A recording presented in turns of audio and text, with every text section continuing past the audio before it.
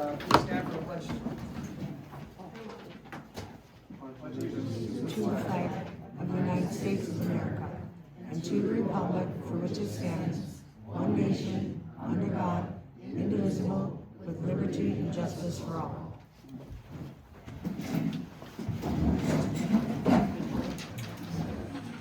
Roll call.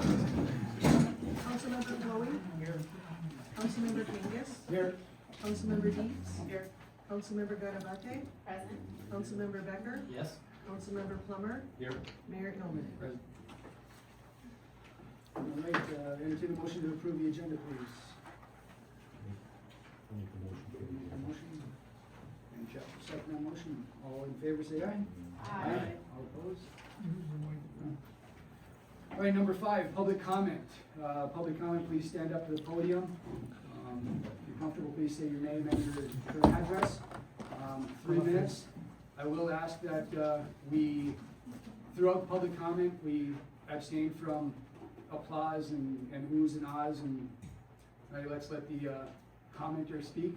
And this is your time, 3 minutes. And it looks like you're excited, so I know.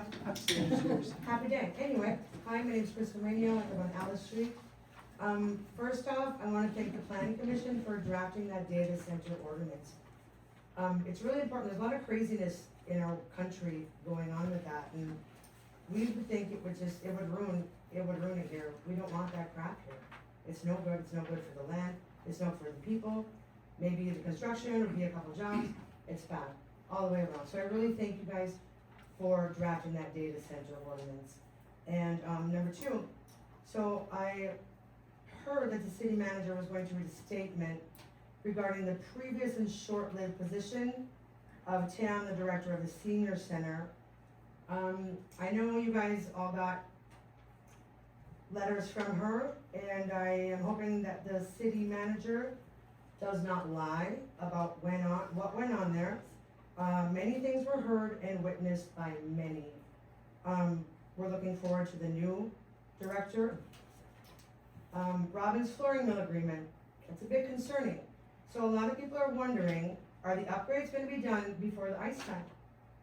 A lot of people in the hockey community, they had no idea this was going on. It's really kind of sad that, you tell people, go on the website, go to, I think you guys should be a little more transparent and maybe put out there, hey, we're having a meeting. City council, we're having a meeting, let's do this. What do you think about this? Instead of last minute, it's kind of crazy. And $14,000 is a really good chunk of change. And I think it would be an awesome idea if Nate, the city manager, would donate some of your hefty salary, maybe to like the dog park, or maybe like a bulletin folder for the senior center. That's it. Thanks. Thank you.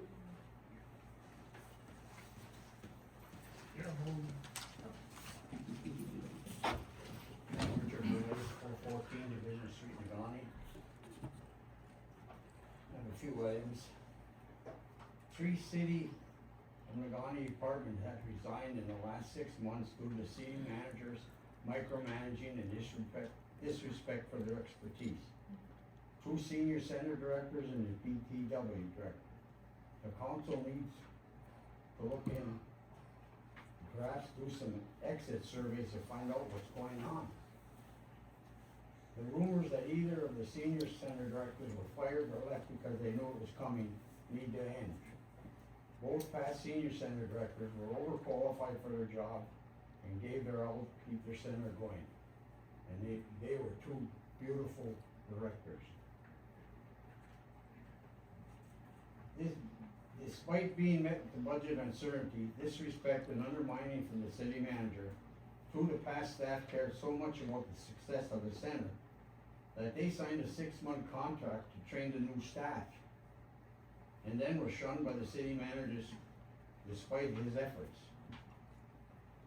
A grievance has been filed against the city manager by the most recent senior center director, and the city council needs to have a transparent process for handling that it does not get swept under the rug like the other complaints.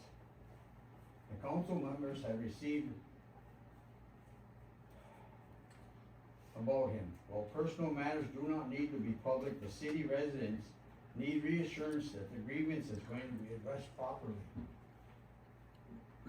Currently, there are only 2 full-time in-center employees in the senior center, as the 4 other employees that left through the rocky transition and the micromanagement of the city manager. Combined time their experience at the senior center is less than a year.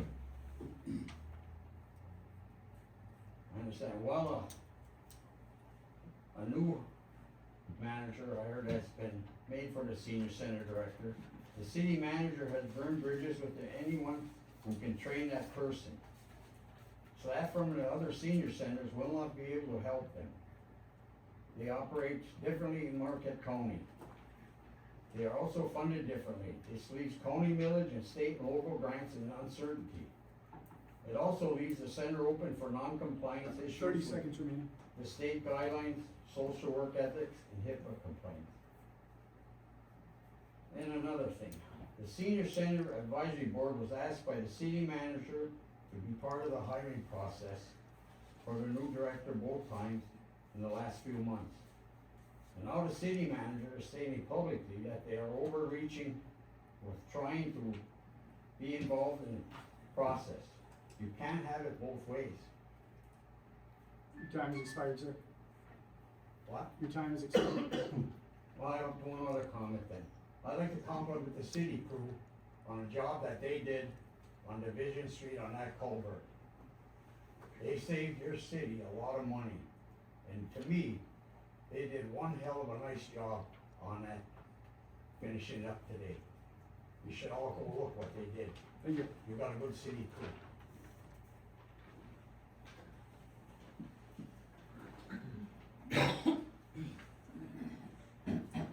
My name is Elaine Alt, I live on Oasis Street. I'm gonna expand a little bit on what this gentleman said, and I agree with him. What happened with the last, departing director was that she wrote a valid and truthful grievance letter. And we would like to know how you're going to address it. Since she was not in the union, we don't want you to bury it, everybody needs to know about it. Do your jobs in the council to handle it. The manager serves at your direction, it's not the other way around, but that's the way it seems to be working right now.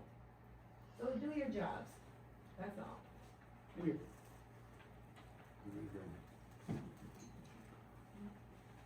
Yes, ma'am. I'd like to say a couple of things.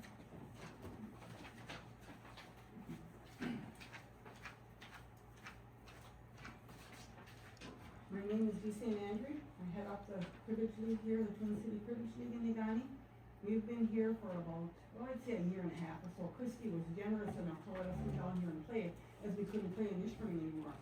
And you know what happened at VFW. So, the 2 past directors, we've gone through 2 directors since I've been here. And both very, very qualified, and Nick wouldn't let them do their job, and that's why they left. How long is this next director gonna last? Thank you.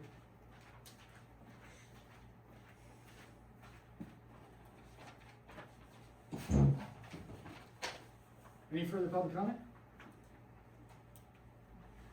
Seeing none, closing public comment. Moving on, number 6, unfinished business, seeing none. Number 7, new business. 7.1, 2026 unlimited tax general obligation bond resolution, ICER. Anna, we'll go back on to you, please. The resolution provides the following, among other things. Authorizes the issuance of a series of unlimited tax general obligation bonds in the maximum amount of $1.25 million, provides that the bonds are secured by the unlimited tax pledge of the city, establishes a debt retirement fund and construction fund, provides the form of a bond, provides that the bonds will be sold pursuant to a negotiated sale through the solicitation of proposals from financial institutions, provides for the award of the bonds by an authorized officer, mayor, clerk, treasurer, or city manager, within the parameters set forth in the resolution, authorizes the authorized officers to make any adjustments to the final bond details within the parameters set forth in the resolution, provides the city's covenant to maintain the tax exempt status of the bonds, and designates the bonds as qualified tax exempt obligations. Recommendation, approve the attached 2026 unlimited tax general obligation bond resolution for the ice arena. Right, I'd like to entertain a motion, for the 2026 unlimited tax general obligation bond resolution. I'll make a motion in support of that. John has a motion. And Dave will support that. All right, what you got, John? I mean, this just puts into action, the process that we've been pursuing to, make those improvements at the ice arena, and it was, supported by the voters at the last election, so this just puts the rubber to the road. Very good, thank you. Dave, Very well said by John, so I go along with it. any further council comment? Seeing none, with that, we'll go to a vote, and, let's do a roll call vote on this one. Councilmember Flowey, Yes. Councilmember Kangas, Yes. Councilmember Deeds, Yes. Councilmember Ganabate, Yes. Councilmember Becker, Yes.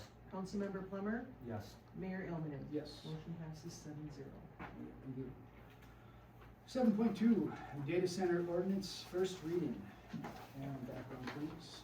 The City of Negaunee's Planning Commission has drafted and recommended a data center ordinance. This proposed ordinance will provide development regulations if a data center or similar use to a data center would be proposed to the City of Negaunee. The proposed ordinance limits data centers to the industrial and mining zones. Recommendation, approve the first reading and set a public hearing for the August 14th, 2026 regular meeting. Any further background on this one? No, Mr. No? Okay. With that, I'll entertain a motion, for the data center ordinance, first reading. I'll move for that first reading and to set a public hearing for August 14th, 2026 regular Can meeting. I need to update that. It should be August 13th. Thank you. Sorry about that. That's all right, I'll amend my motion to August Thank you. 13th for the regular meeting. 13th is a Friday. And Amanda, will you second? Amanda will second the motion. All right, John, any further discussion? I'm the one that brought this to the planning commission, and then, it was really helpful, to have all their input, in drafting this ordinance. It seems like, it's certainly something that, we need to at least have some language, that gives us some teeth and some ability to control, how and where something like that might happen. I personally hope that, what we've written is so restrictive that they maybe choose to go somewhere else. Very good, thank you. Amanda? I think the planning commission did an excellent job of putting this together, and I also hope that this makes it nearly impossible for them to put any data center here, and I really hope that other communities in the UP, follow our example as well. Thank you. Any further council comment? Dave, please. I guess this is more of just kind of like a sign of the times. It's a 21st century information age. I'm a 1980s person. So to see us going down this road, because that's how information is passed on and how technology is, it's just kind of like the way it is as of now. So however, I do like the idea of us putting restrictions on where they could or could not go, and I concur with Councilman Ganabate that hopefully other areas will kind of take note and kind of put guidelines on it too, because in my understanding, these things could get carried away. There's not much more to do. Thank you. Any other comment? Thank you, John, for bringing this to the planning commission. I will say I had almost zero idea what a data center was until I started reading up on this, and there's more information out there about these things than we can imagine. So, I'm still not sure I know what a data center is, but great job. All right, with that, we will go with a vote. All in favor, say aye. Aye. All opposed, say nay. Motion passes. 7.3, WPPI contract extension. This is a proposal to extend the existing power supply contract between the city of Negaunee and WPPI Energy by an additional 18 years. There are 29 years left on the existing contract. WPPI typically needs a minimum of 30 years of obligation from its member utilities to finance future power supply projects. This will provide the long-term commitment needed for WPPI to continue meeting the city's power needs. Recommendation: approve the resolution to extend the contract as proposed. Give some further background on Yeah, this. Mr. Mayor, we have a representative from WPI here, if you'd like to ask any questions of them concerning this issue.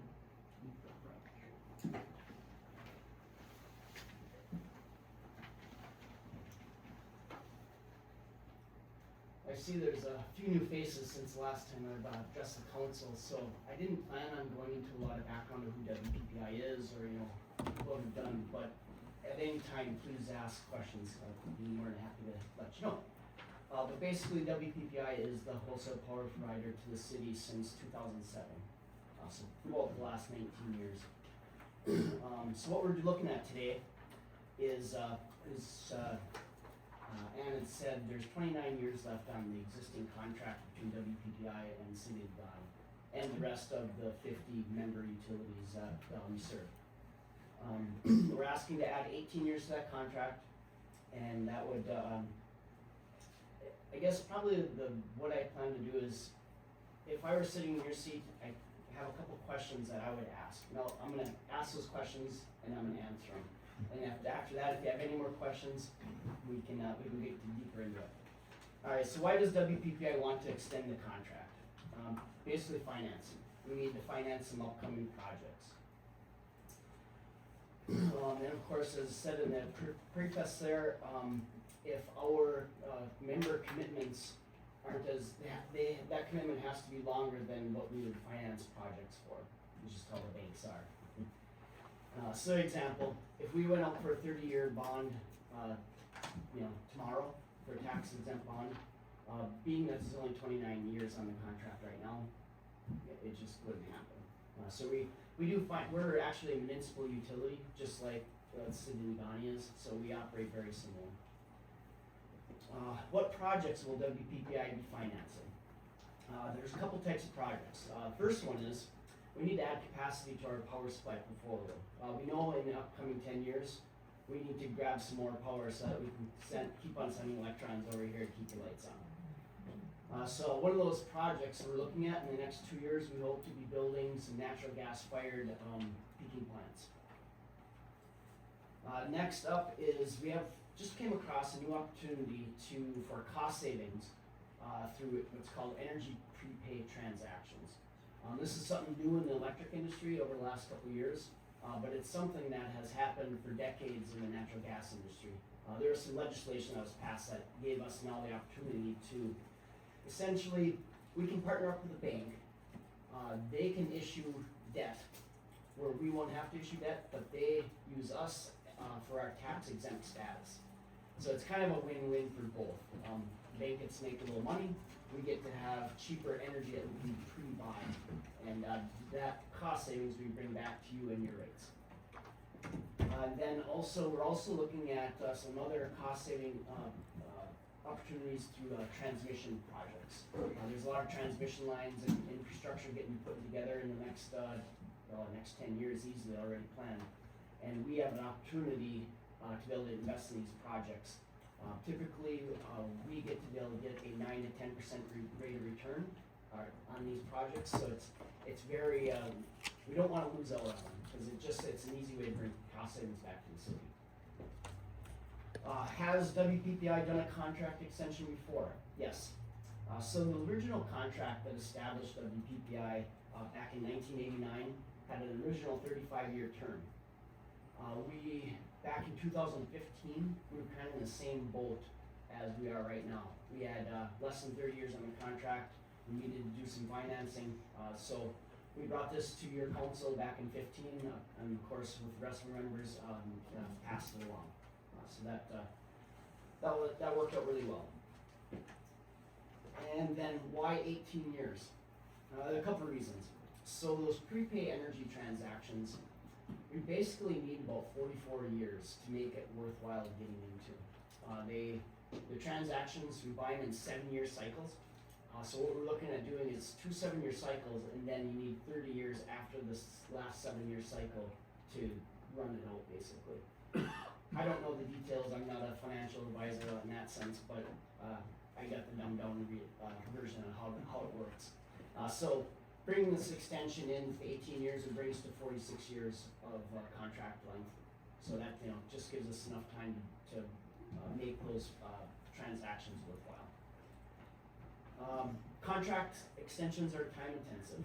If you can imagine, this is one of 50 meetings that we have to have with members, and there's a lot of work behind and after doing this to make these happen. So we don't want to go through every year or 2 years with contract extensions. It's very time consuming for both us and for you. And I don't know, last time we did this extension, we did 18 years, it worked well then. We thought maybe the members, it worked well for them too. So that's what we're looking at. Any questions? Yes, sir. Dave. Hey, Brett. How many communities in the UP have WPPI energy? There's 7 utilities in UP. There's Village of Lawrence, Village of Berga, City of Negaunee, City of Gladstone, City of Crystal Falls, City of Norway, and then LG Delta Electric, which is a cooperative through the center part of the UP. Okay, and one quick thing, you mentioned natural gas plants. Is that anything like that went up on 492? It could be. Kind of like that, Yeah. rice? Yeah. Yeah. Okay. I don't know if it'd be exactly a rice unit, but it would be some type of natural gas combustion unit. Yeah, something like that, Yeah. okay. Okay, thanks. John, please. Yeah, so of those 50-some contracts that you're in the midst of renegotiating, do you have to hit a certain critical mass in order to move forward with these projects, or where are you in that process? Are we the first that you're talking to? Are we the 49th? Where are we? You're number 3, to be honest. Yep. Lawrence and Berga earlier this week, they approved the contract extension. We have to have a 2/3 yes vote to move forward. But of course, we like to make sure that all of our utilities are working together, because through joint action, it makes it for a better company and a better power supply. So we're striving to have all 50, and we expect to have that. Maybe another aspect that I'm not completely educated on. We are hearing about our rice generator systems in the local area that are possibly could be in a bad position here in the next few years because of legislation leading up to this green energy. So if you're talking about adding natural gas generators, where does this green energy legislation fall into place? And what is WPPI's outlook on that moving forward, going, we may not be able to use those as our energy source in the near future? Yeah, that's a great question. So Negaunee and our other 6 Michigan utilities are in a very unique position. If those rice generators were to go away and the legislation did not get changed, that actually would not change your operations, because when the legislation was put together in 2023, we were able to grab a carve-out for our utilities that we serve. So there's a specific line that says any utility served by a joint action agency from adjoining states does not have to. It basically use our power supply. Other ones like Escanaba, Market VLP, they're kind of in a tough spot. If that legislation does not get changed, they're going to get hit with a lot of extra cost. The only other thing that we would worry about that is if there's issues with voltage regulation and stuff like that. That could be a physical problem that could affect you here. But cost-wise, you guys are sitting pretty. Sure, but there's no proposed legislation in Wisconsin that's they're bringing forth saying we want to enact this type of legislation such as what Michigan's doing right now? Nothing that we've seen yet. No. Yeah, and, just all falls back on you guys get our power supply, and if we don't have enough renewables in our portfolio, we actually just buy more RECs or find other ways to bring more renewables in, and we can apply it directly to the Michigan utilities. Any further questions, council? No? Thank you very much. Do you have anything further? No? Alright, with that, I'll entertain a motion, for the WPPI energy contract extension.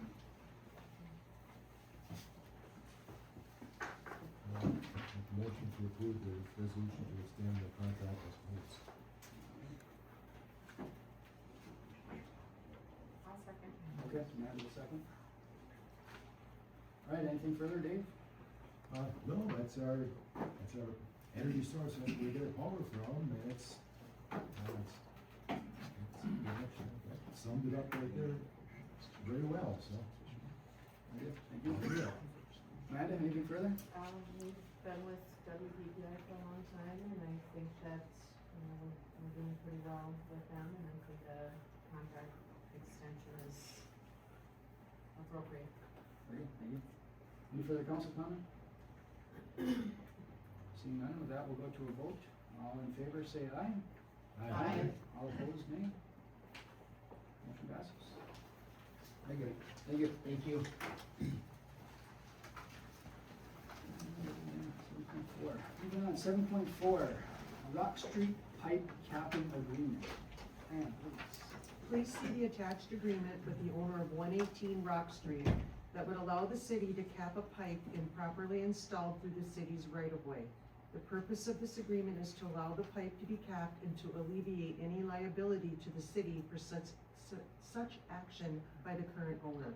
Recommendation: approve the agreement with the owner of 118 Rock Street. Alternative: seek legal action through use of applicable city ordinances. Anything?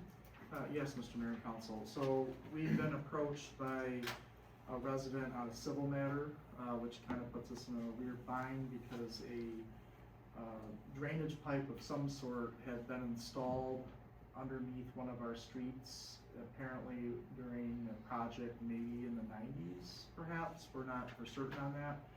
But this pipe originates from somebody's property on Rock Street and goes under the street and then goes through a city-owned retaining wall that holds up Rock Street. If you're familiar with where former Mayor Kangas lives, it's in the backyard of his house. And it's not his house I'm talking about, but the wall is. And this pipe comes out and it just sits above the wall. And then when it's the springtime, this thing's gushing water out because it's perceivably draining from somebody's yard. And then it's going into the backyard of this person who lives on Clark Street and causing a lot of mess, a lot of damage. So they asked us if we would help them, and so we tried to get them to work with the individual to cap it. The individual said that the owner on Clark Street could cap it. I advised they did not cap it without signing some kind of agreement saying if we cap this thing, if any damage happens on your property, you're not gonna sue us. So then she decided maybe the city should come up with some kind of solution. So I worked with our attorney, and we're doing the same thing kinda a little bit on her behalf. And we're gonna cap it ourselves, but we want the owner of 118 Rock Street to sign the agreement with the city. So then if we cap it, we're not gonna get sued if their house gets flooded or their driveway gets flooded or whatever may happen. That's basic, the idea here. So, the whole idea is to alleviate the liability. The person has said they would sign something to the lady who lives on that street. They have not confirmed with me 100%, but we do have a standard agreement that just says, hey, we're gonna do this action. If we do that, you're not gonna come back after us. I don't know if the city attorney has anything else to add to that. That's kind of like the layman's term of the whole situation. But we'd like to try to resolve this for her because it is causing some issues for her. So. Yeah, Nate said it, exactly, his input to be there, and so, and care of the problem in the city, it will cap the pipe in exchange for, a waiver of liability. There's no money or anything changing in but the agreement's in front of you, it's only a two-pager. The only alternative is if you decide to allow us to go forward with this tonight, and they refuse to sign it, then the next action is we'll have to use city ordinances in our favor to legally press the issue. That would be the direction we would go. I assume this person will allow us to cap it because they were gonna allow the other person. However, some people sometimes may be a little leery about signing documents, so we'll see how this goes afterwards if you allow us, so. Very good. Before we make a motion on that, do you want the motion to read, approve the agreement, if not signed, utilize the alternative agreement to seek legal action, or is that inherent in the? It's already inherent in the ordinance, so if he doesn't sign the agreement, we'll have to use legal measures to alleviate the issue. Very good. With that, I'll entertain a motion, for the pipe capping agreement. I'll make a motion to approve the agreement with the owner of 118 Rock Street. All right, Tracy, Megan, I second. and Dave will second that. All right, Tracy, anything further to add? No, let's get this capped up and help our citizens. Very good, very good. Dave? Well, it's been an issue with this house for, probably the past 3 or so, at least the last 3 owners I'm aware of. And it's, like springtime, snow melt, that pipe comes off the retaining wall and it just kind of comes into, the homeowner's backyard. And it's just unfortunate, because usually the city will like attach a hose and run it out to the curb, then we'll go down the street into a storm sewer. But the problem's still there, so I think this needs to be done, it's about time this gets done. And the homeowner just fixed up their backyard, it's looking nice and all that, hate to see it all go to waste, so. And yes, by chance, I am the next door neighbor. So, but it does not impact my house whatsoever, I just want to say that for the record. Thank you. Any further council comment? No, I don't see any fiscal effects on here. I mean, is it just, essentially go to Ace and buy a metal cap and twist it on there? For the most part, Yeah. yeah. Very good. With that, we will take a vote. All in favor, say aye. Aye. All opposed, nay. Okay, motion passes. Thank you. Moving on, number 7.5, server room air conditioning purchase. Please. The city recently entered into a contract with 906 Technologies several months ago to provide informational technology services. They have discovered that our server room does not have adequate temperature control and suggested that the city install an air conditioner unit to help keep the room properly cooled. This will help prolong the life of our servers and reduce service disruptions. Recommendation: approve installation of the server room air conditioner at the cost of $5,120.54. Funds to be allocated from affected departments. Alternative: none. You. Further background, Nate? Yeah, so we just hired 906 Technologies to help us. They discovered this issue. On your servers, they have a main fan, my understanding, that cool it, but the backup units are coming on as well, so that room is getting way too hot. And those servers are critical in keeping data, transmitting data, all that type of stuff. We've had to replace servers in the past. They can get costly. So the overall goal is to prevent having to spend a lot of extra money. We're taking a small amount of action to save that critical data and not have the server rooms go down where we can't operate or data gets lost, so on and so forth. This measure will help prolong those systems over time, and those can be very costly. So. Very good, thank you. With that, I'll entertain a motion for the AC unit installation server room. Kevin, thank you. I'll support. Okay, Tracy, you. All right, anything further, Kevin? Nothing, seems pretty straightforward. Very good. Tracy?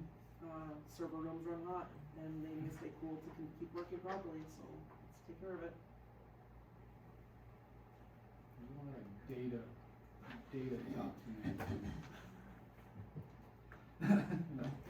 Any further council comment? I have a question, I was curious how big the server room is. It seems, depending on the size of the room and the kind of BTUs, it seems a little expensive depending on the size of the room, of course, I don't. Yeah, I'm really thinking a lot of it has to do, again, this is kind of a little bit of an estimate, this might come in lower potentially.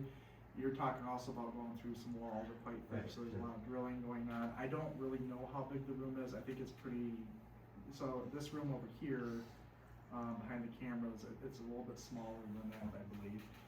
There's several units in there, so. Maybe 200 square feet, something. It could be, I don't Okay. know the square footage, they didn't Okay. go into Okay, detail on okay. that. It seems like that's just a little expensive Yeah. on a room that size, you know. Yeah. And is there any access to a smaller unit, like are there windows in there and things There's like no that? windows, Okay, no. so, No. okay. Yeah. So it's something that's gonna have to be piped. Yeah, it through. won't be like, you can't go by the one like I have in my house, Hang it it out keeps your that window. bedroom cold, yeah. It's gonna be like hooked in, it has to have Okay. redundancies and stuff. It actually will keep, from my understanding, it'll keep the room at a certain temperature, it'll send alerts to certain things. Okay. So, because of the stuff has to stay at certain Sure, temperatures and sure, stuff. okay, Yeah. it's done in it. Yeah. It's almost all new. Yeah, yeah. Yeah, the labor cost is outrageous, but. All right, no other council comments? With that, we'll take a vote, ready to vote? All right, all in favor, say aye. Aye. All opposed, say nay. Motion passes. Moving on, 7.6, golf cart purchase. Yeah, please. DPW staff has requested the purchase of a used golf cart to assist with park maintenance, downtown watering, and other tasks. The current golf cart is used to maintain the city ball fields and complete the previously mentioned tasks. The totality of these tasks makes it nearly impossible for a single golf cart to keep up. The purchase of an additional cart would help our staff complete these tasks more efficiently. Meyer Yamaha has offered to sell a used golf cart for $2,500 with a trade for advertisement sponsorship at Lacombe Field valued at $2,500, as well as displaying their logo on the golf cart. Recommendation: approve the purchase of the golf cart and trade of advertising in the amount of $2,500 to be paid from the fund balance of the equipment millage fund. Alternative: none. Any further background, Nick? Nope. Mhm. All right, with that, I'll entertain a motion for the purchase of the Yamaha Drive golf cart. I'll make that motion. Here, you got? And Tracy will support that. Anything further, Jeff? No, it seems like a reasonable barter, and it seems like very fair, and it, you know, obviously saves us a little money to be able to use and trade the advertisement space for them. Sounds like a good deal. Here, Tracy? It's a great deal that they're gonna do this for some advertisement. You? Any further comments? Yeah, Dave, I knew you would. Well, to me, it's a no-brainer, you know, but also I'm concerned, I do have a concern. If you and I did a golf cart, we take the logo off and take out the Yeah, golf cart. I mean, I knew Dave was gonna say something, right? But if you look You at know, can't resist. a 21 Yamaha Drive golf cart for $2,500, that's, if that was offered to Dave or I, both of us would jump at it and It's a say. steal. Very good, no further comments? Alright. That will go for a vote, all in favor say aye. Aye. All opposed, nay? Motion passes. Moving on, 7.7, AED purchase, and background please. Attached is a quote for the purchase of 2 AEDs. This purchase was included in the capital improvement plan. One will be installed in the library and the other at the cemetery offices. Currently, there is $6,000 budgeted in the city improvement fund for this purchase. Recommendation: approve the purchase of 2 AEDs in the amount of $6,751.80, originally budgeted for $6,000 from the city improvement fund, and approve a budget adjustment with an additional drawdown from the same fund in the amount of $751.80. Alternative: none. Background? The only thing I'm gonna add, Mr. Mayor, is that we've been trying to make sure we have AEDs located, in all public buildings. In some cases on each floor, just in case, number one, for our employees, and number two, just general public. They're just, something easy to have, easy to operate, and, you know, if something were to ever happen to anybody, we have them available, and then we can hopefully save somebody's life, so. That I will entertain a motion for the AED purchases. I'll make a motion. Dave, you do? Alright, Kevin, thanks. Anything further, Dave? Well, having gone through a heart issue, last year, and obviously coming through it, I can emphatically, vote yes strong enough for something like this. We need them, they are, the city needs them to take care of the citizens, simple as that. Kevin? I agree, it's an important tool for us to have. Any further council comment? No? Coming from a background in healthcare, looking at these prices, this is actually a very, very good price for an AED. It may not look like it on paper, but that's an excellent price. My only big question would be, AEDs tend to have a lifespan, at least for batteries. Do we have a plan for upkeep on batteries and maintaining that throughout the years? This should be good for 3 to 5 years. However, let's say 6, 7 years, we need to start looking at batteries. We're gonna have to revisit the lifespan and upkeep maintenance of the units. Yeah, so, Mr. Mayor, our plan is, simply not buying them all at the same time, because could you imagine having to replace 8 of these at the same time? So that's why we've been adding them slowly, kind of like what we did with our, fire department turnout gear and SCBA's. We kind of try to do that with that, but that way you're not dumping a huge chunk of money at the same time at something. In some cases though, when those batteries do die out, the whole system may have been changed, reinvented, so you might have to buy a whole new one sometimes. So we do work closely with the county when they do large purchases of AEDs, and that's why we're able to get some lower prices sometimes. So we don't have like an official plan, but the plan obviously is like, don't buy them all at the same time, so they all go bad at the same time, so we can weather the storm. And we have a maintenance plan in place where we check Yes. each AED for. Yeah, they get checked, yeah. Very good, very good. No further council comment, we'll go to a vote. All in favor, say aye. Aye. All opposed, say nay. Alright, motion passes. Thank you. 7.8, Robbins Flooring Rental Agreement for Ice Arena. Shannon, background, please. Please see the attached rental terms between the city of Negaunee and Robbins Flooring Inc. This agreement outlines use of space at the Negaunee Ice Arena during the off-season. Robbins Flooring intends to assemble its final products for inspection. In recent years, we had little to no rental interest in the floor space during the summer months. This agreement will net the city approximately $14,000 a year. Recommendation: approve the rental agreement between the city and Robbins Flooring. Alternative: none. I'm sure you have a little bit more background on this. Yes, Mr. Mayor and Council. So we were approached by Robbins Flooring for this venture. One of the things that I talked about extensively about the ice arena to the council and other meetings that were held with the public was about trying to find ways to provide more revenue for the ice arena. This is a great option for us. Typically in the last few years, we've only been getting about one rental a year for weddings. And then we do have the Negaunee Kids Carnival during Pioneer Days. So this is just a great opportunity for us to take advantage of this revenue and provide that for the for the ice arena. And the whole idea here is that this will be money that will help offset some costs. And then when we get into the thick of things a little bit down the road with some more meetings, the hope is that we'll be able to bank again some money set aside for the future for the ice arena in a separate fund, so we're not back in the same position we're in again. And this type of plan here will help us achieve that.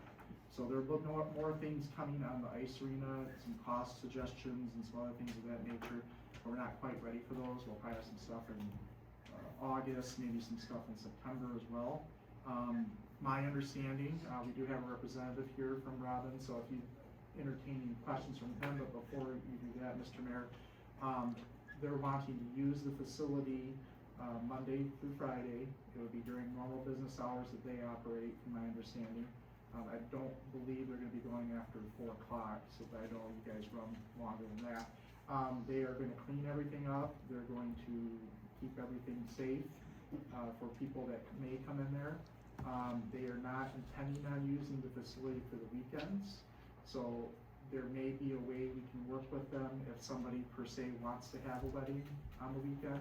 They may be able to be out of that space or out of the area where that person may be holding their wedding event with advance notice. I know these guys would be flexible and work with us.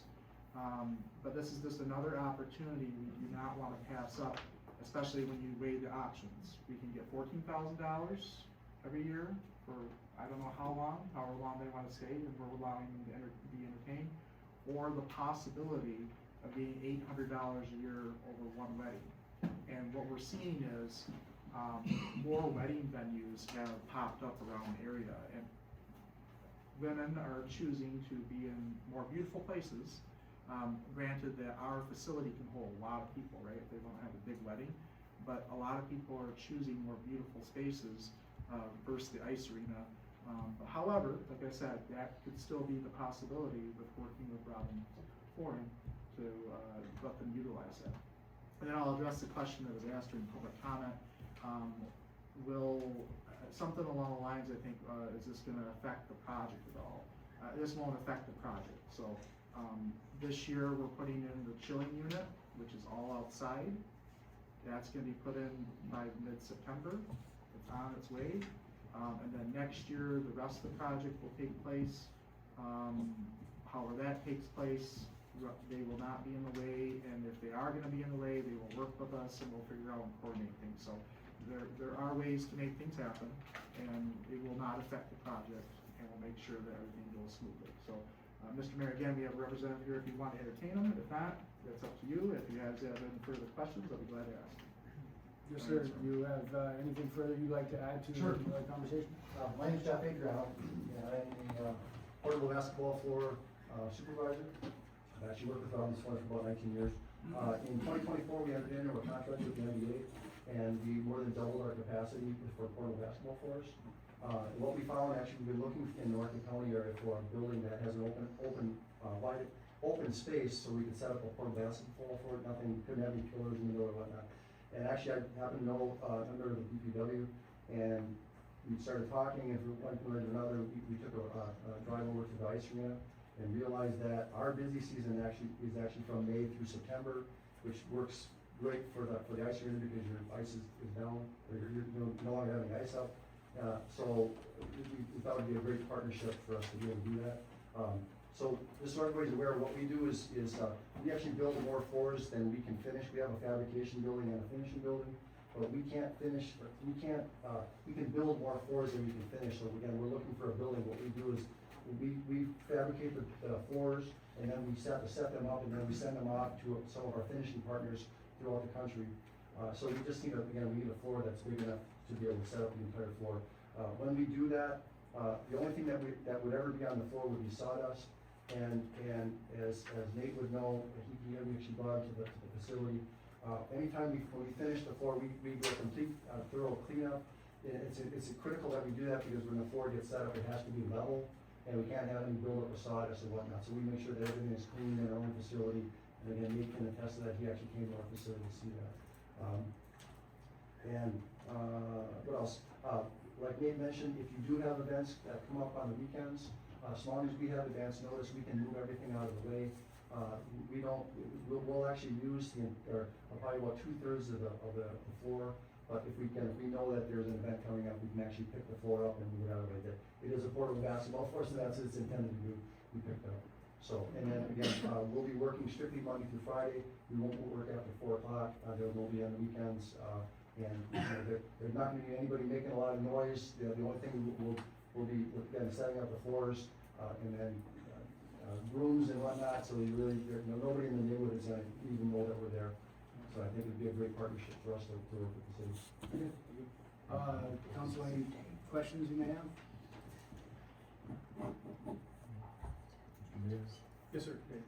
So like, say, well, basketball, I don't know basketball floors, they're not put down one slat at a time.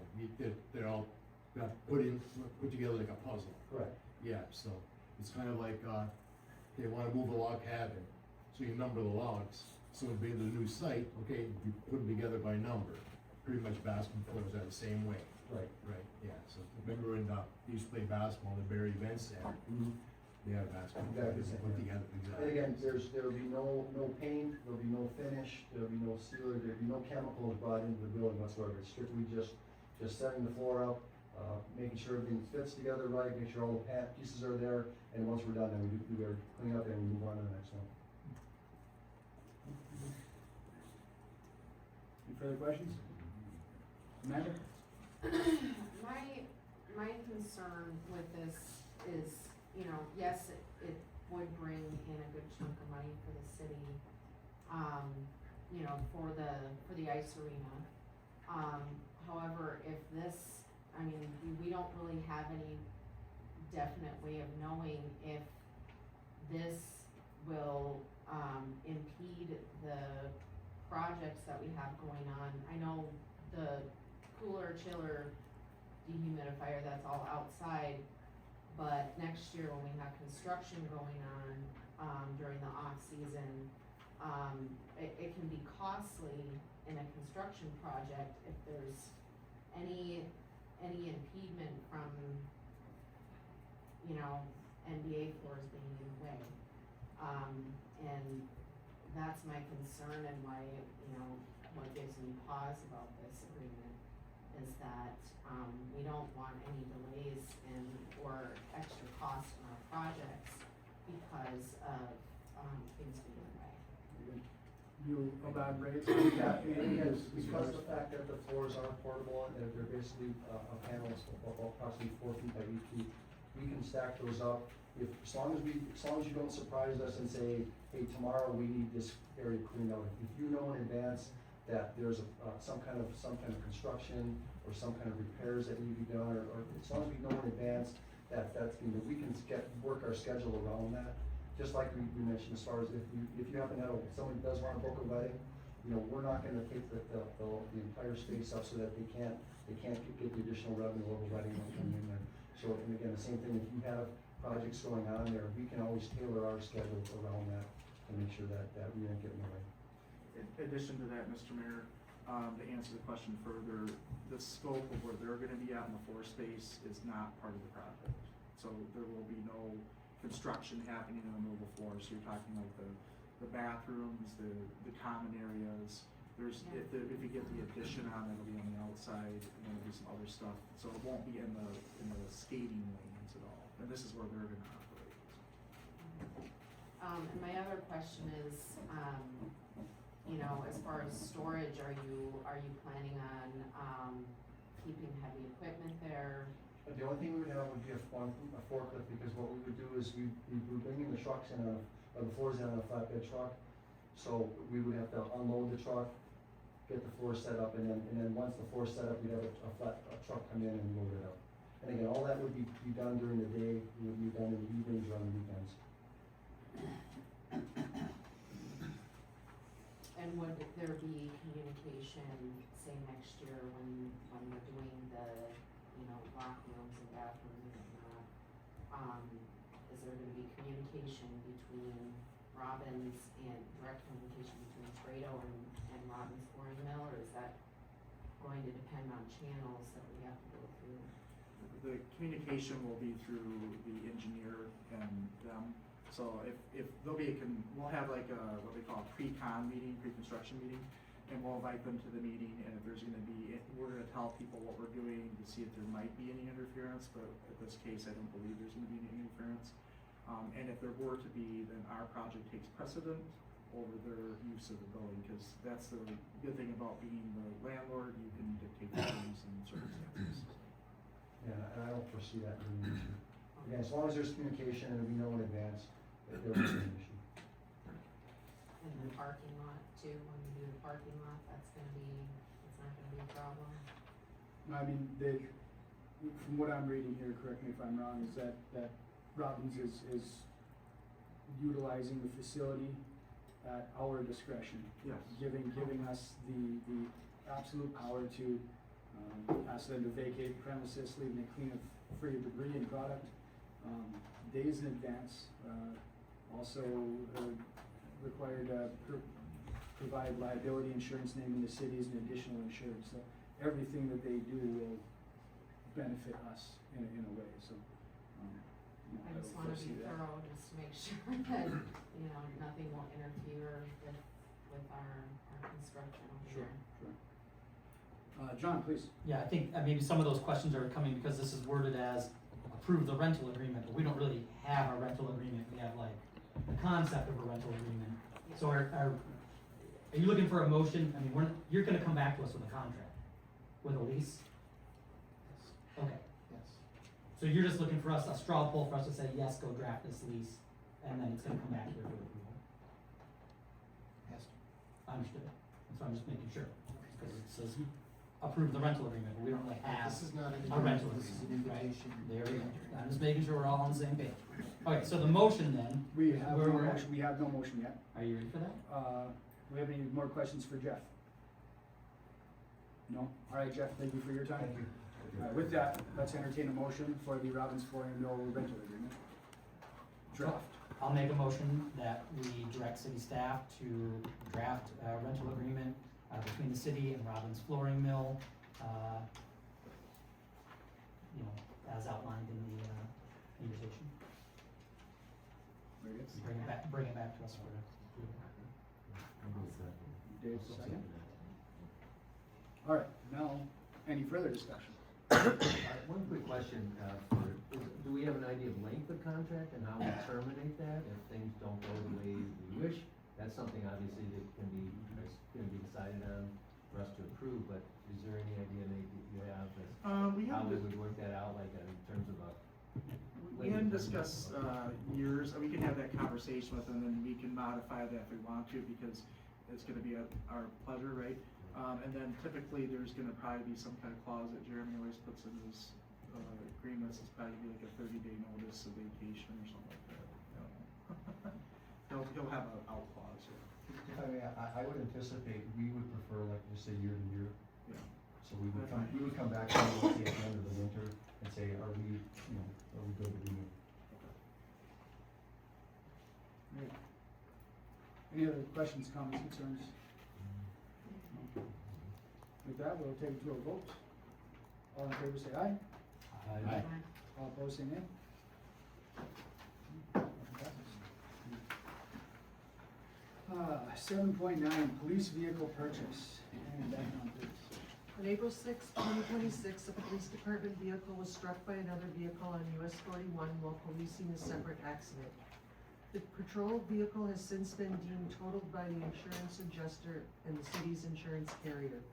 A quote for a replacement patrol vehicle was obtained from Berger Chevrolet utilizing the state of Michigan My Deal contract pricing in the amount of $55,949. The insurance money received for the total vehicle is $30,750, leaving a difference of $25,199. An additional $6,000 is needed for the removal and installation of the equipment into the replacement patrol vehicle, but will be reimbursed by the insurance company. Option 1, utilize the equipment millage fund by drawing the fund balance down, as this is not budgeted, and pay for the replacement in a lump sum payment saving the 9.79% interest rate. Option 2, enter into a lease agreement 2, 3, or 4 years for the purchase of the replacement patrol vehicle. See attached options, drawing the fund balance of the equipment millage down as the payment is not budgeted. Option 3, budget a vehicle in the 2027 budget. Recommendation, it is recommended the city council authorize the replacement of the patrol vehicle and choose the option they deem most appropriate. Alternative, do not approve the replacement patrol vehicle. Fiscal effects, approximately $31,199 drop down from the equipment millage, drawing the fund balance down in a lump sum or make smaller yearly lease payments. $6,000 will be reimbursed by the insurance company, bringing the final total to $25,199.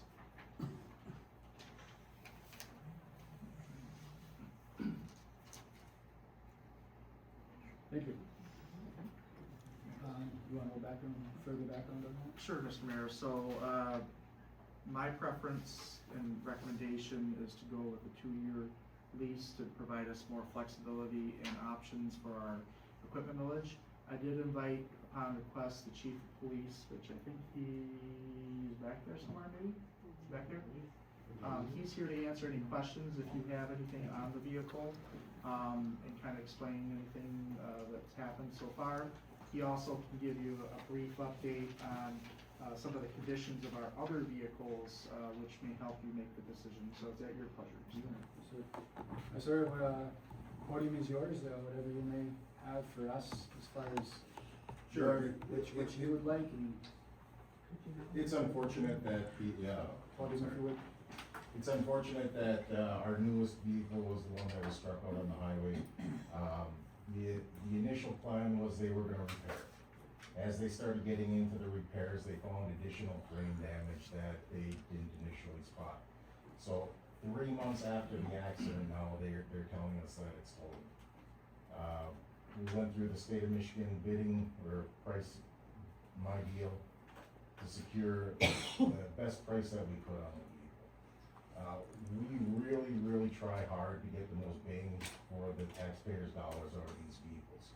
The other patrol vehicles that we have right now, one's a 2019 with 200,000 miles, the other one's a 2020 with 100,000 miles. We just got bad news on that one that it's probably gonna need an engine and transmission here in the very near future. So we're unfortunately in a position where we're running out of vehicles pretty darn quick. These vehicles run basically 24/7, 365. They're out there a lot. They put a lot of miles on a year, and it's not highway miles. It's all city driving, so it's unfortunate, but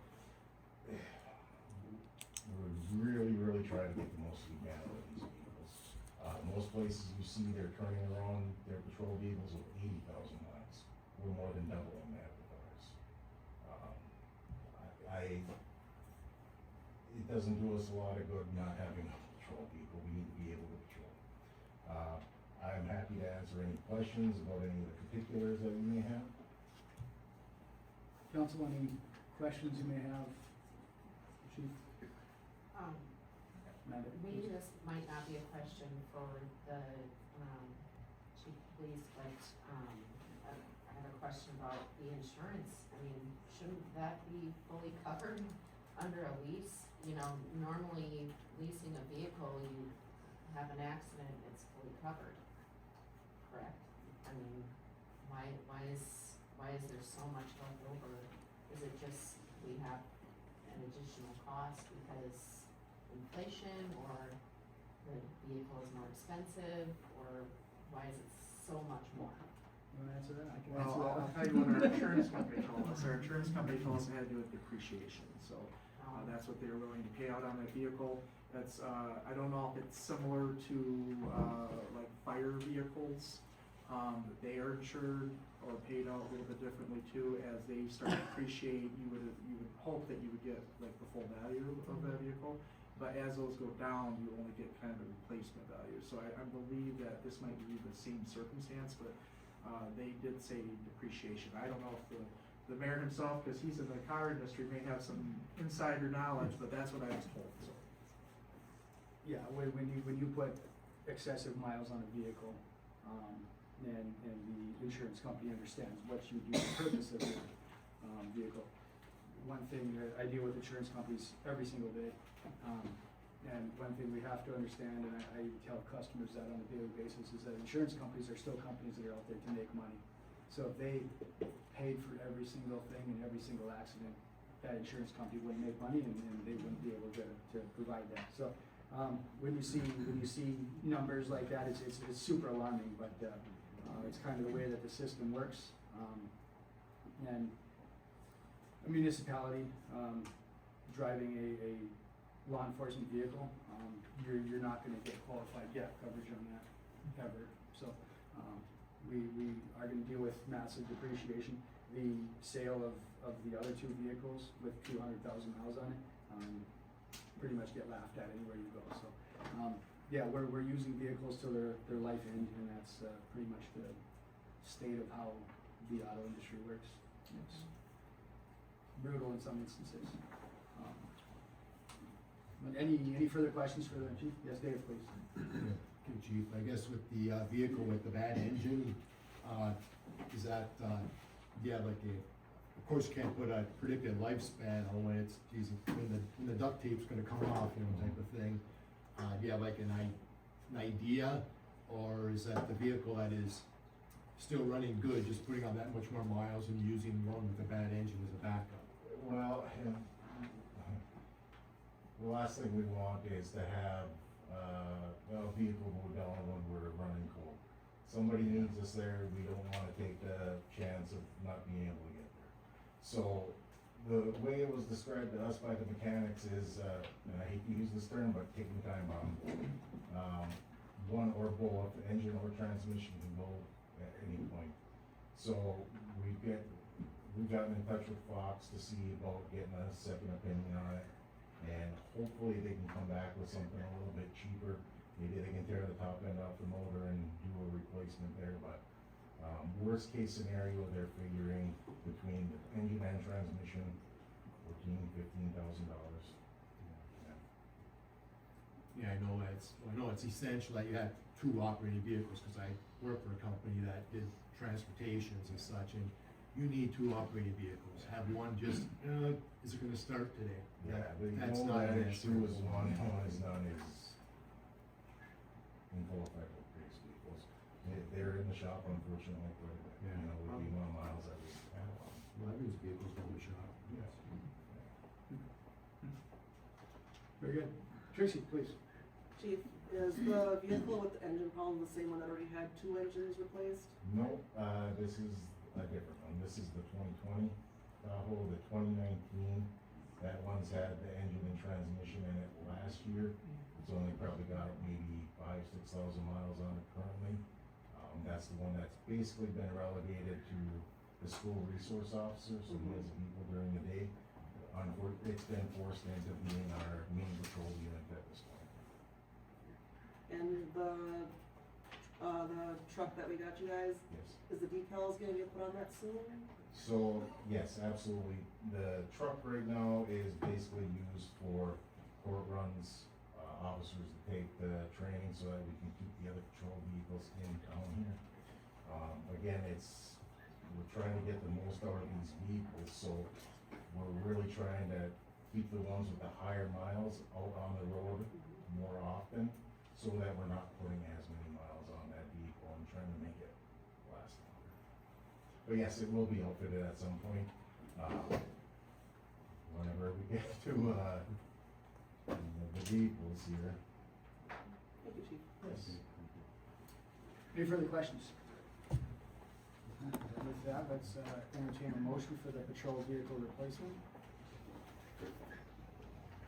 I'll move that we authorize the replacement of the patrol vehicle, and under option 2 there, to enter into a lease agreement for 2 years for the purchase of the replacement vehicle, drawing down the fund balance of the equipment millage as the payment is not budgeted.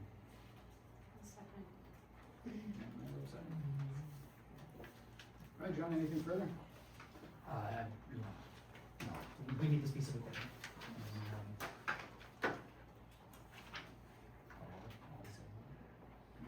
Matt, anything further?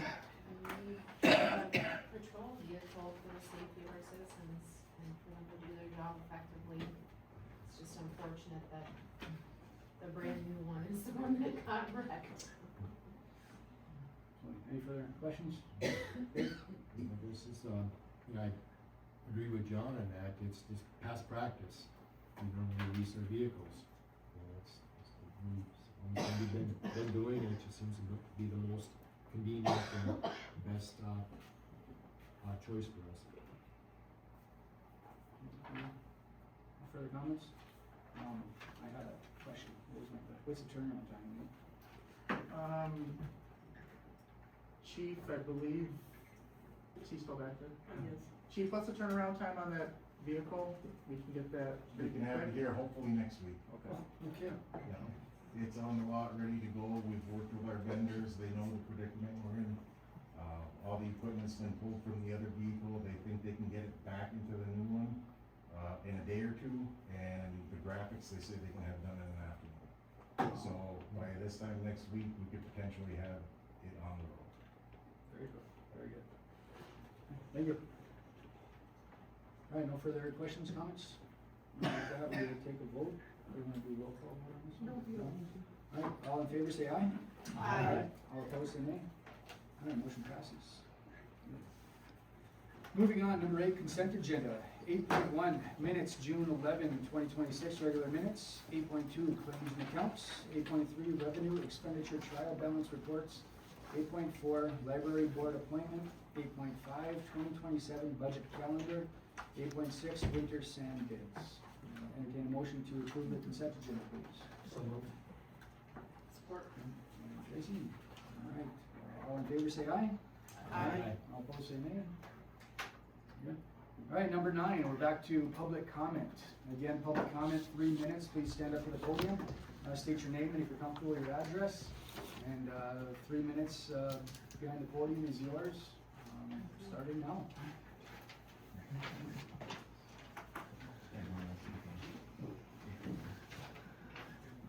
Rossetti Berry, Carl Stroh. Just a little bit about me, I've been a board member for about 12 years, and recently went off in 2022 when all the changes came down for our senior center. For the last couple of months, I've had the opportunity to be a committee member and attend the COA meetings of our center, and there was a lot of concerns. A lot of my concerns have been addressed today, but there's still stuff that is lingering. I guess what my main concern would be is we have an August 6th deadline coming up for our millage, and nobody knows how to do it. There is a possibility we have Olivia and we have Christy on retainer, I don't know if that's the right word, till July 31st, but after that we really don't have them. Providing that the social worker here at the center has his ducks in a row, we can actually bring Olivia in, perhaps if she's willing, and get this report to the county. If we don't make this deadline, we will be the first time in the history of our centers that do not make this. This is important because millage, upcap, and what's the other one? Millage, upcap, and United Way are 60% of our funding here at the center. It's important. There's other line items that contribute all to this, and right now we are experiencing really, really low numbers. It's kind of disturbing. In the 12 years that I was on the board, I guess you would call them the glory years because, you know, we kind of sat on the board and we made decisions, and it was actually the first board you could sit on where you could visually see things you were voting on and change to make things for the better. The problem right now is our calls coming into the center are being circumvented with 2 employees. We had a situation this week where a family really needed some help, and actually they didn't get the help. They had to go elsewhere for it. Our seniors need to trust that these services are there, and we need to make sure that these people that are in these positions are qualified. I'm not saying that the new director is not qualified, I'm saying that she's going to need extensive training, because our center is very unique. 30 seconds would be. So, I guess that wraps it up, but, yeah, I'm very concerned with our center. I mean, a lot of my concerns were addressed today. But moving forward, the board of directors of the center really needs a strong plan, and they need to know what their role is moving forward with the new director. So they can help her too. That's Thank it. you. Thank you.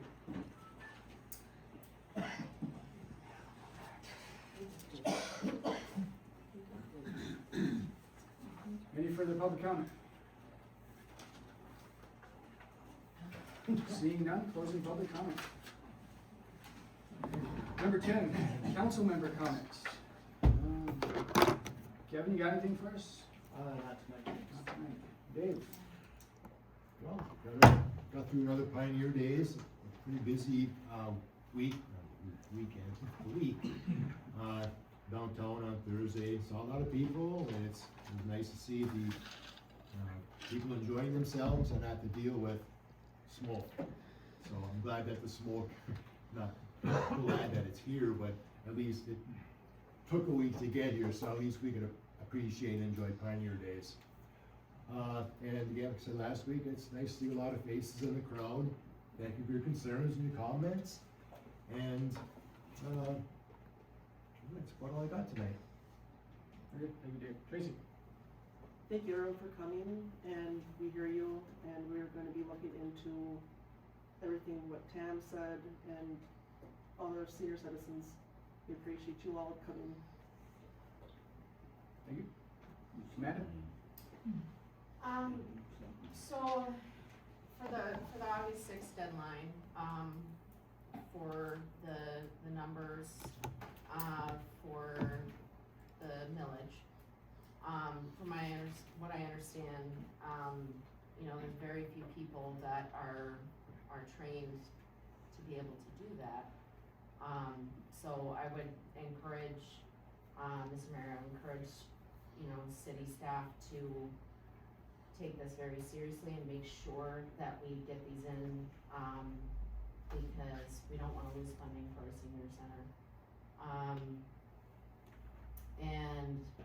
I think they suggested Olivia's on until July 31st, I believe, on the city payroll. And I think Christie is the only other one. As far as, the grievance goes, you know, from what I understand, Tam is not a union employee and she is no longer, an employee of the city as well, so this would be something that I would really like to hear, our city attorney's input on, as far as what we do moving forward, with an official grievance of this nature. You know, if I could ask the city attorney to address that in his comments. Other than that, thank you everyone for coming and voicing your opinions, and it's nice to see the chairs full. You know, everybody stay safe with the smoke. Hopefully it'll be clearing up within the next couple days from what I hear. You know, just, we need to be grateful that we're not the ones on fire here, and, you know, think about and pray for the people that are experiencing, losing their homes and everything, so that's all I have to say. Very good. Thank you. John? You know, a couple of us had the opportunity to attend the Commission on Aging meeting this morning. I appreciate that opportunity.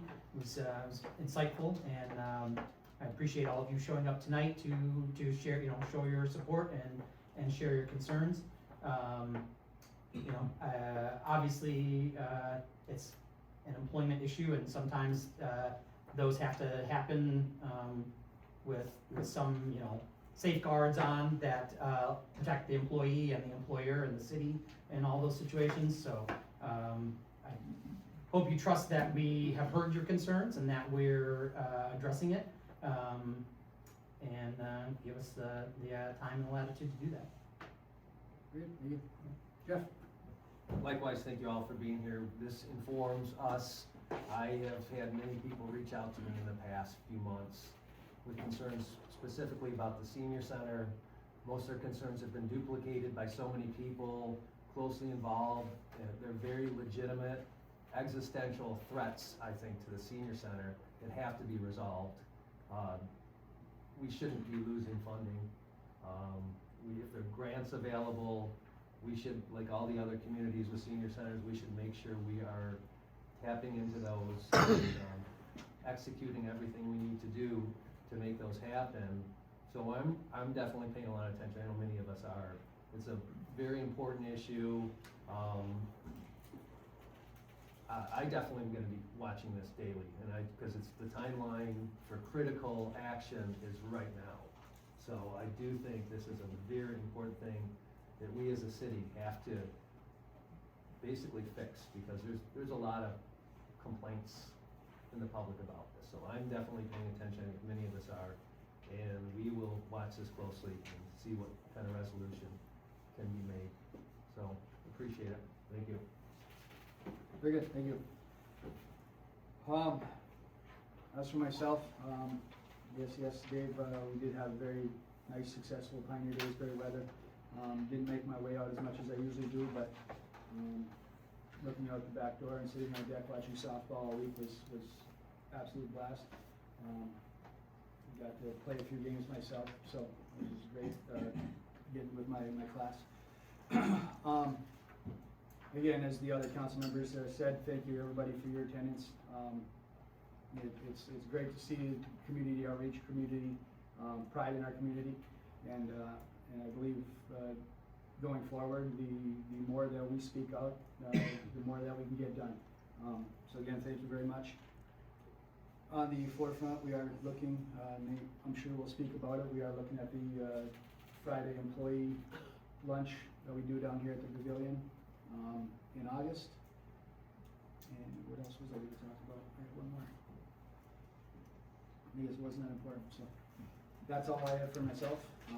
Mr. City Manager, the floor is yours. Mr. Mayor, all I was gonna say was reiterate your August 7th for the employee picnic, 11 a.m. to 1 p.m. The mayor will be reaching out to ask for a donation for council members. Again, just for the public's edification, the city does not pay for the lunch. The council members and the city manager does. We've been doing this for probably about 6 years now, maybe more, I'm not quite sure. But it's a great time for them to be able to meet the members of the council, get some appreciation, and get a couple hours off, some of them anyway. So, Mr. Mayor, that's all I have this evening. Very good, thank you. Mr. City Attorney. No, I don't have anything further, but just to answer Amanda's question. As far as I understand, the employee voluntarily left, and the employees now need union member or contract employee. So Can't this hear you. is, Can't hear you. I'm sorry. It's okay. It's okay. I'm sorry, I'll speak up. And so this letter that was offered, you can take it for what you will. I don't really see any liability arising from this towards the city. You certainly could put something on the agenda if you want to discuss this further. I generally recommend not discussing HR employment issues at a public meeting for privacy purposes. But again, it's your prerogative as the council, but if anything, you want to follow. Nothing further. Very good, thank you. With that, I'll entertain a moment for adjournment. So moved. John? All in favor, say aye. Aye. Opposed, say nay. Meeting adjourned.